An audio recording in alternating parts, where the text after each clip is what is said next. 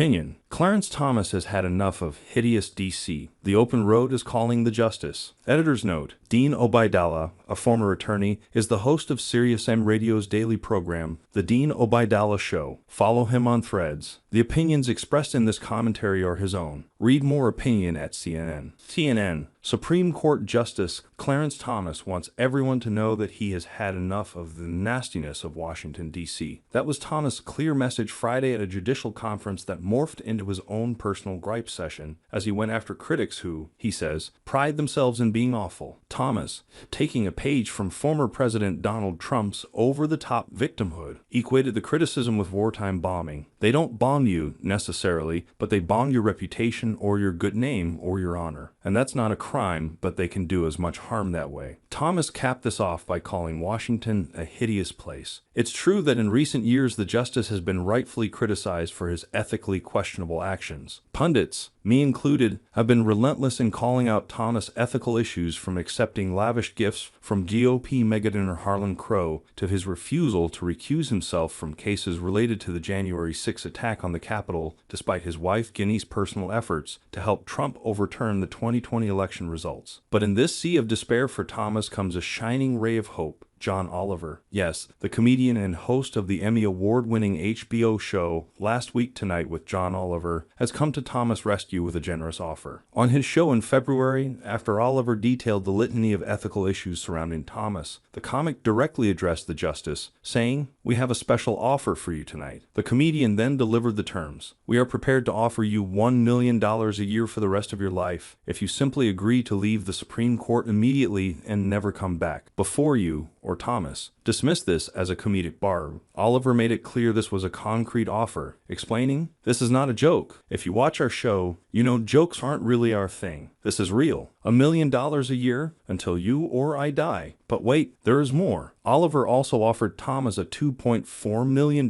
motor home as part of the deal. And to be clear, this is not any motor home. This a top-of-the-line luxury RV that has been outfitted with a king-size bed, a fireplace, and 4 televisions. If you are wondering why Oliver would include a luxury motor home, this gift has special meaning. As Oliver documented on his show, recent reporting by the New York Times revealed that in 1999, Thomas purchased a high-end motor home, a used Prevost La Mirage XL Marathon that was 40 feet long with orange flames licking down the sides. But what raised ethical flags was that the cost of this top-of-the-line cruising was underwritten by a wealthy friend. No, not Crow. This time it was Anthony Walters, who made his riches in the healthcare industry. As reported in August 2023, Walters provided Justice Thomas with financing that experts at a bank would have been unlikely to extend. That prompted the Senate Finance Committee to investigate the financing. By December, the committee said their staff found that the documents provided by Thomas' lawyers indicate that the justice did not repay the loan in full, raising questions about tax and ethics compliance. In a Senate floor speech this February, Democratic Senator Sheldon Whitehouse of Rhode Island noted, "It appears from the Finance Committee's investigation that the principal on the loan was never repaid, not a dollar of it, yet the forgiveness of that loan was never declared on his judicial ethics filings, suggesting that it might not have been disclosed even in his tax filings, which could lead to a whole second set of legal concerns. But there goes my nastiness, as Thomas would call it, for calling out the ethical issues by a sitting Supreme Court justice who rules on cases that affect business interests, as well as many facets of our lives. Let's get back to what should make Thomas happy. Oliver's offer. Now the bad news for Thomas was that when Oliver made his very generous offer in February, he noted that the justice had 30 days to respond. Obviously that time period has passed. But here's the great news for the beleaguered Thomas. This past Monday, Oliver appeared on Late Night with Seth Meyers, where he re-upped his offer. As Oliver stated directly to Thomas, in case the justice was watching, "If you want to get in touch and open up the negotiations again, I still have the contract in the drawer in my desk, and I'd be willing to do that."